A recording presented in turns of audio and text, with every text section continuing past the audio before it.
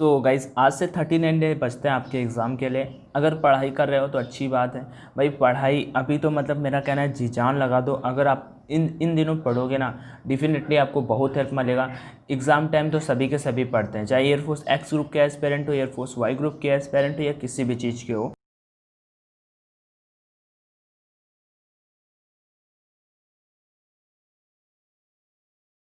30 means 20 question है, जैसा आपके एग्ज़ाम पे आता है उसी टाइप के आपको क्वेश्चंस देखने को मिल जाएंगे। आपके जो भी डाउट्स बनते हो डेफिनेटली आप मुझसे आस्क कर सकते हो, मैं ज़रूर रिप्लाई करूँगा। And English session, physics session सब कुछ मैं करा रहा हूँ जितना मैं करा सकता हूँ भाई। अकेले ही करता हूँ तो मेरा और कंटेंट वगैरह टाइप करना पड़ता है तो थोड़ा सा टाइम लग जाता है, बट इन टाइम मैं आपको सारी की सारी चीज़ें प्रोवाइड कराता रहता हूँ। पीडीएफ आप मेरे टेलीग्राम चैनल ऑनलाइन एजुकेशन से, लिंक डिस्क्रिप्शन बॉक्स में, या आपको टेलीग्राम में जाना है, सिंपल से जो मतलब सर्च करना है ऑनलाइन एजुकेशन और ज्वाइन कर लेना है। वहाँ पे इसका पीडीएफ टाइम टू टाइम मिलता जा रहा है। चलो आगे बढ़ते हैं और फिर डिस्कस करते हैं। दिस इज़ द पार्ट 5 इस सीरीज़ का, और इससे पहले मैंने पार्ट 4 तक करा दिया। अगर नहीं किया अभी तक तो आप जाकर डेफिनेटली कर सकते हो। लिंक आई बटन पे यहाँ पे दे दूँगा, या फिर आपको मीन्स डिस्क्रिप्शन बॉक्स में भी लिंक देखने को मिल जाएगा।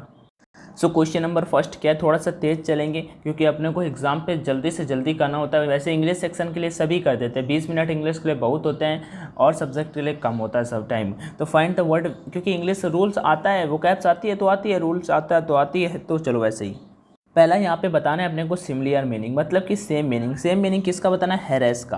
तो हैरेस मतलब होता है किसी चीज़ को बार बार करना, ठीक है, बार बार आक्रमण टाइप में करना, किसी चीज़ को परेशान करना बार बार, ठीक है, तो उसे बोला जाता है। तो हैरेस का जो सेम मीनिंग हो जाएगा वो हो जाएगा मोलेस्ट करना। किसी को क्या करना? मोलेस्ट करना, ठीक है। हेल्प आप सभी जानते हो, असिस्ट जानते हो, कंफर्ट जानते हो, ये सारे के सारे ईजी हैं। एक बात बता दूं कि इससे हार्ड आपका वोकैब्स नहीं आता। एयरफोर्स के पेपर पे वोकैब्स ईजी आता है एयरफोर्स के, तो आपको टेंशन नहीं लेना, नॉर्मल से वोकैब्स पढ़ते रहो, डिफिकल्ट।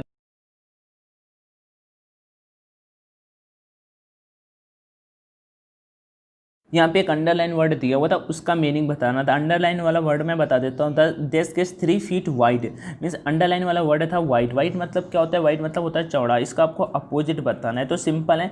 ब्रॉड मतलब भी चौड़ा ही होता है, स्पेशियस मतलब विशाल टाइप में, लार्ज मतलब बड़ा। जबकि यहाँ पे एक वर्ड दिया हुआ है नैरो। नैरो का मतलब होता है सकरा। नैरो का मतलब क्या होता है? सकरा। सो राइट मीनिंग आपको क्वेश्चन 2 का राइट आंसर आपका ऑप्शन नंबर डी हो जाएगा। नेक्स्ट क्वेश्चन यहाँ पे दिया हुआ है, आपका सब्सटीट्यूशन बताना है। क्या बताना है? सब्सटीट्यूशन बताना है। सो क्या हो जाएगा? primarily concern with making money at the expense of ethics. Expense of ethics का मतलब होता है किसी उचित अनुचित के लिए खर्च किया जाने वाला, उसे क्या बोला जाता है? Mercenary, greed, glutton. अच्छा, ग्लूटन जो एक बहुत बिल्कुल पेटू टाइप का होता है जो बहुत खाता है, उसे ग्लूटन बोला जाता है। वर्ड आ गया ग्लूटनी, तो मैं आपको बता देता हूँ। और एक वर्ड इसका राइट आंसर आपका हो जाएगा मर्सिनरी। क्या हो जाएगा? मर्सिनरी। मर्सिनरी का मतलब क्या होता है? इंग्लिश पे अगर हिंदी पे लिख के बताऊँ तो आपका मर्सिनरी का मतलब होता है किराए का, किराए का, ठीक है। सो राइट आंसर आपका क्वेश्चन नंबर 3 का डी था, और आप इसको 20 में बताना कि आपका कितना रहा। नेक्स्ट क्वेश्चन यहाँ पे बताना है चल के कि हाँ, क्या क्या बताना है इसका मैं बता देता हूँ। इसका ईडीएम बताना है। क्या बताना है? ईडीएम बताना है। अब किसका? पीस ऑफ केक का। पीस ऑफ केक का ईडीएम क्या होगा? तो पीस ऑफ केक, थोड़ा ईडीएम जो होते हैं वो हम समझ के भी कर देते हैं। इसका पीस ऑफ केक मतलब भाई केक का पीस खाना कितना ईजी है। समथिंग ईजिली अचीव्ड, किसी काम को एक अच्छे से मतलब जल्दी से, मतलब किसी काम को अच्छे से अचीव किया जा सके। अगर अभी पढ़ाई करोगे डेफिनेटली आप एग्जाम अच्छे से अचीव कर पाओगे, अच्छे से क्लियर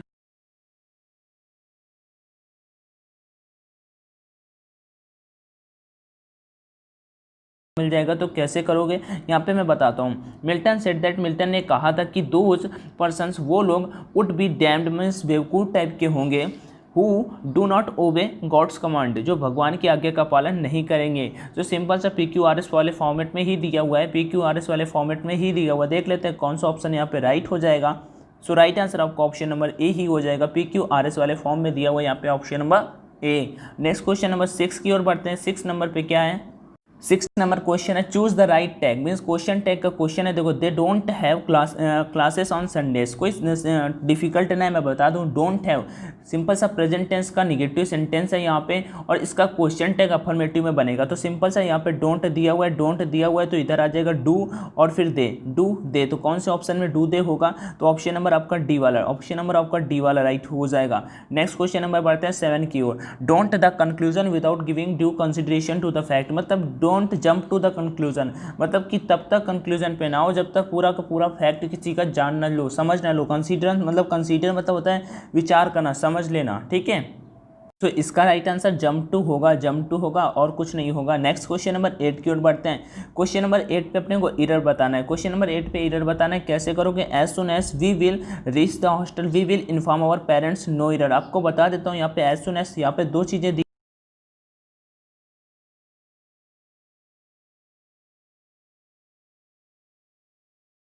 नंबर 9 की ओर बढ़ते हैं। क्वेश्चन नंबर 9 क्या है? In the following question some of the sentence में एरर बताना है। तो चलो एरर देख लेते हैं। यहाँ पे कुछ, Japanese has become one of the most popular courses at the university since the Asian studies programme was established, hashtag no error, मतलब कि नो एरर। तो बताओ भाई, इसका एरर आपको बताना है कमेंट सेक्शन में कमेंट करके कि ए बी सी और डी में क्या राइट आंसर होगा। और ये मत बताना कि तुक्का वाला कि ए वाई राइट होगा, बी वाई राइट होगा, सी वाई राइट होगा और डी। मुझे ये बताना है कि इसमें गलती क्या है। वर्ब मतलब कि आपका सब्जेक्ट गलत है, वर्ब गलत है, या डिग्री गलत है, या एडजेक्टिव गलत है, क्या कहाँ पे गलत है, ये आपको बताना है। मैं ये जान पाऊंगा कि हाँ भाई आपका कॉन्सेप्ट क्लियर है। क्वेश्चन 9 के बाद क्वेश्चन नंबर 10 क्या है? क्वेश्चन नंबर 10 फिर से एक एरर से क्वेश्चन बन जाता है। एरर का क्वेश्चन क्या है? There have been many earthquakes in California in the past 1 decades, no error. तो मैं आपको बता दूं यहाँ पे एरर की क्या है। यहाँ पे एरर कौन से टेंस में? एरर आपका option number means option number ए पे ही होने वाला है। क्या? देयर हैव बीन नहीं होगा, देयर हैज बीन होगा। क्या होगा? There has been many earthquakes in California in the past of 1 decade. Question number 10 के बाद क्वेश्चन नंबर 11 की ओर बढ़ते हैं। क्वेश्चन नंबर 11 क्या है? Out of the given option choose the one which is the correct indirect बताना है। Indirect speech बताना मतलब डायरेक्ट से इनडायरेक्ट बनाना है। तो करने का तरीका बिल्कुल सिंपल से यहाँ पे बता देता हूँ। Mother said to the children, तो mother said to the children I have, तो सिंपल सा है मदर टोल्ड द चिल्ड्रेन हो जाएगा। इतना कोई किसी को डिफिकल्ट है क्योंकि सिंपल सा टेंस है, mother told the children. Next question number यहाँ पे कौन सा है? सो आगे बढ़ते हैं। मदर टोल्ड द चिल्ड्रेन, अब सिंपल सा कॉमन इन्वर्टेड कॉमा हटेगा, दैट लग जाएगा। ठीक है, आई आ जाएगा।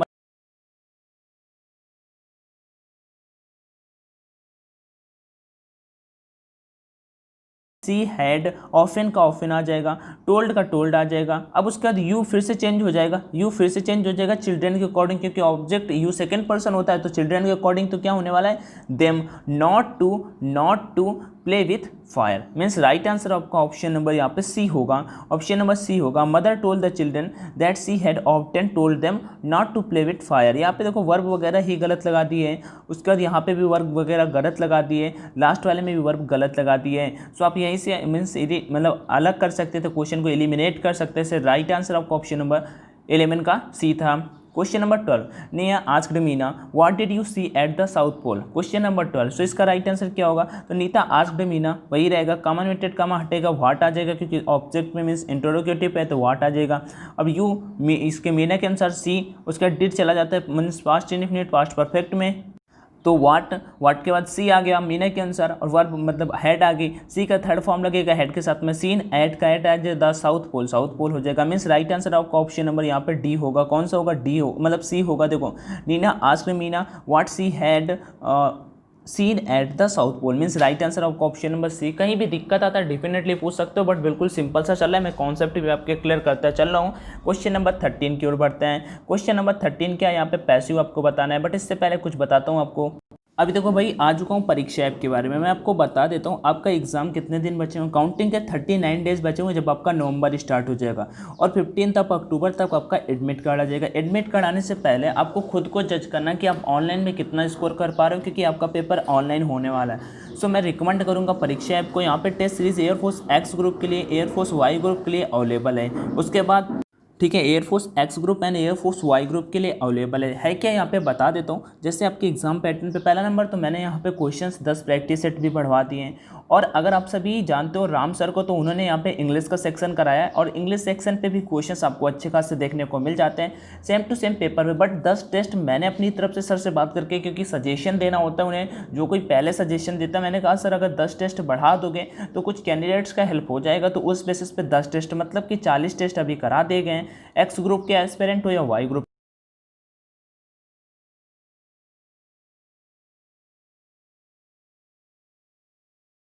आपका रिजल्ट आता है तो आप देख पाओगे कि 1 लाख में आपका रैंक कितना है, मतलब कि आपका रिजल्ट में आप कहाँ पे स्टैंड करते हो, ये पहले से ही आप खुद जान पाओगे। जबकि ये चीज़ें पहले नहीं थी, अभी ये चीज़ें हो गई हैं। तो आई थिंक ये आपके लिए गोल्डन चांसेस हैं। और मैं एक बात बता देता हूँ, जब बाई करोगे तो वहाँ पे कूपन कोड का ऑप्शन आएगा, तो ऑनलाइन D50 डालना, क्योंकि इससे आपको 50% का डिस्काउंट मिल जाएगा बाई करने में। और टेस्ट सीरीज जो का प्राइस है 140 रुपये हो जाएगा 280 से, मीन्स 280 के 40 टेस्ट थे, बट अभी 140 में कर दिए गए हैं। और उसमें एक टेस्ट का भाई प्राइस कितना है, 3.5 रुपये भी नहीं पड़ता। आप केवल 5 टेस्ट खरीदते हो तो 15 रुपये के आते हैं, आप समझ सकते हो। ऑफलाइन, और जो भी ऑफलाइन लगा रहे हो ना भाई, थोड़े दिन के लिए ऑफलाइन को साइड में रख दो, क्योंकि बिकॉज आपका एग्जाम ऑनलाइन होना है, तो ऑनलाइन पे आ जाओ। बाकी लिंक डिस्क्रिप्शन बॉक्स में दे दूंगा, चेकआउट कर लेना। कोई दिक्कत है नंबर कमेंट कर देना कि भाई मैं नहीं खरीद पा रहा हूँ, या मुझे समझ में नहीं आ रहा है, आप प्लीज़ बता दो, मैं आपकी फुल हेल्प करने वाला हूँ। चलो चलते हैं अभी क्वेश्चंस पे। क्वेश्चन नंबर 13 क्या था, यहाँ पे अपने को बताना था इसका पैसिव वॉइस। क्या बताना था, passive voice. Passive active voice बना, अच्छा एक्टिव वॉइस बताना था, पैसिव यहाँ पे बना हुआ था कुछ नहीं। Are stories written by you, are कब आता है ये बताना। जस्ट पैसिव वॉइस में एक कदम आगे से वर्ब पिक की जाती है, एक कदम आगे से वर्ब पिक की जाती है। तो प्रेजेंट इंडिफिनिट को प्रेजेंट कॉन्टिन्यूअस में, मतलब यहाँ पे प्रेजेंट कॉन्टिन्यूअस में है, प्रेजेंट इंडिफिनिट में बनाना है। तो चलो डू वाला आ सकता है, डिड वाला नहीं आएगा क्योंकि पास्ट इंडिफिनिट में होगा, हैव वाला प्रेजेंट परफेक्ट में होगा, और आर वाला ये तो बना ही हुआ है, तो खत्म भैया। राइट आंसर आपका ऑप्शन नंबर ए हो गया, और कुछ दिमाग लगाने का नीड ही नहीं पड़ा, हमने ऐसे ही कर लिया। तो क्या हो जाएगा, do you write stories, yes. So right answer इसका हम पैसिव वॉइस बनाएंगे, तो are stories written by you, are stories written by you. 13 का राइट आंसर आपका option number A. Question number 14, फिर से इसका एक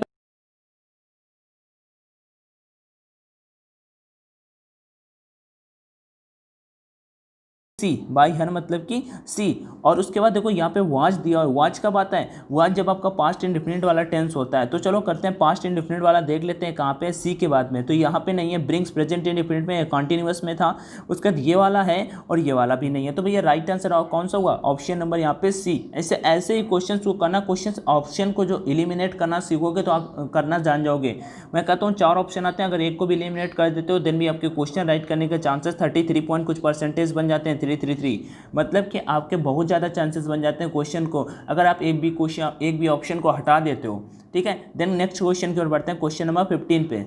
15 पे आर्टिकल्स है, तो देखो the employees were having dot essential debate on corporate governance in auditorium. So question number 15 का राइट आंसर आपका ऑप्शन नंबर सी हो जाएगा, एन और फिर द। तो कैसे कि the employees were having an essential, तो आपको पता ही होगा ई से पहले आपका एन आने वाला होता है, लेकिन याद रखना वो मतलब स्वर बोलने से एसेंशियल ई से शुरू हो रहा है। और debate on corporate governance in the auditorium. Next question number 16 की ओर बढ़ते हैं। 16 क्या है, a daily dose of aspirin in any normal adult can cut the risk of gang prostrate can by 30%। Means पहले ए आएगा देन द आएगा, पहले ए आएगा देन द आएगा, कौन से ऑप्शन में। तो a daily dose of aspirin in any normal adult can cut the risk of, means पहले ए आ रहा है देन द आ रहा है, पहले ए आ रहा है देन द आ रहा है। सो क्वेश्चन नंबर 16 का राइट आंसर आपको ऑप्शन नंबर सी हो जाएगा, ए और फिर the. Then next question number 17 की ओर बढ़ते हैं।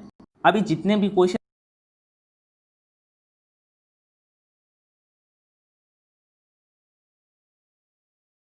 अभी मतलब पैसेज है, ठीक है, और पैसेज के लिए 6 से 7 मिनट का टाइम मिलता है, जिससे अगर इस टाइप का पैसेज आ जाता है जैसा मैंने आज लिया है तो आप इजीली कर पाते हो। आप में से बहुत कम लोगों को दिक्कत होता है क्योंकि एक स्टोरी बेस्ड होता है। अब इसमें क्या है, वॉज बॉर्न ऑन 25 अक्टूबर 1881। आपने पाब्लो पिकासो का नाम भी सुना होगा, जो एक पेंटर था। जैसे कि पहला क्वेश्चन है, Pablo was spoiled and hated school, how did he get what he wanted to do. ठीक है, पाब्लो वाज स्पॉइल, पाब्लो ने खराब कर लिया, नेस्टिट्यू स्कूल से घृणा करता था। How did he get what he wanted to do, उसने वो चीज़ कैसे पाई जो उसे प्राप्त करना चाहता था। ठीक है, अभी आप सभी चाहो तो यहाँ पे पूरा का पूरा पढ़ सकते हो। He was a Spanish painter, sculptor, print maker, ceramicist, stage designer, poet and playwright who spend most of his adult life in France. उसके बाद Pablo Picasso showed his truly exceptional talent from a very young age. His first word was लेपिज, meaning pencil in Spanish, and he learn to draw before he could talk. Being the only son in the family and very good looking, he was the thoroughly spoiled. He hated school and often refused to go unless his doting। मैं इतना तेज से पढ़ रहा हूँ देखना, फिर भी मैं आपको पूरा करके बता दूंगा कैसे आपको करना है। Parents allowed him to take one of his father's pet pigeons with him. Apart from pigeons, Pablo loved art, and when in 1891 his father, an amateur artist, got a job as a drawing teacher in college, Pablo accompanied him. He often watched his father paint and sometimes was allowed to help. One evening, his father was painting a picture of their pigeons. When he had to leave the room, he returned to find that Pablo had completed the picture, and it was so amazing, beautiful, and realistic that he gave his son his one palette, hand brushes, and never painted again. Pablo was just 13 at that time. मतलब कि story के रूप में मुझे ये story पता भी है, पहले से पूरी कहानी है, ठीक है। उनके पिताजी मतलब एक दिन पेंटिंग कर रहे थे और वो बीच में छोड़ के चले गए, और वो आए तब तक तो पाब्लो ने 13 साल की उम्र में उस पेंटिंग को पूरा कर दिया था और बहुत अच्छी बना दी थी। Pablo was spoiled and hated school. How did he get what he wanted to do? वैसे इसका राइट आंसर आपको ऑप्शन नंबर ए ही हो जाएगा। He attend school only if he was permitted to take one of his father's pet pigeons with him. So right answer आपको option number A हो जाएगा। Next question यहाँ पे देखते हैं, question number 18। Give a synonym of exceptional. Exceptional का यहाँ पे बताना है आपको साइनोनिम। तो इसका साइनोनिम आपका हो जाएगा आउटस्टैंडिंग। क्या हो जाएगा? Outstanding means amazing. This is amazing, like outstanding. Question number 19। How did Pablo shows his talent for painting? मतलब पाब्लो ने अपना टैलेंट कैसे दिखाया? सो क्वेश्चन नंबर 19 का आप ऑप्शंस पढ़ सकते हो। सो क्वेश्चन नंबर 19 का ऑप्शन नंबर यहाँ पे हो जाएगा C number. He completed his father's painting in a beautiful and realistic way. So right answer आपका ऑप्शन नंबर सी हो जाएगा। देखो मैंने एक बार पढ़ा क्योंकि मुझे स्टोरी पता थी पहले से, जरूरी नहीं स्टोरी पता हो, ये ईजी होता है, इसमें तो सभी कर लेते हैं। क्वेश्चन नंबर 19 के बाद question number 20। Who was Pablo Picasso? Pablo Picasso कौन था? फार्मर था या फिर स्कूल बॉय था या पिजन्स था? प्लेड विथ पिजन्स, वो तो खेलता ही था, बट पूछ रहा है कौन था, तो वो he was a famous Spanish painter. ये तो आपको जीके में क्वेश्चन पूछ रहा था कि पाब्लो पिकासो कौन था। गाइस 16 मिनट में 20 क्वेश्चन एज अ आपका प्रैक्टिस सेट।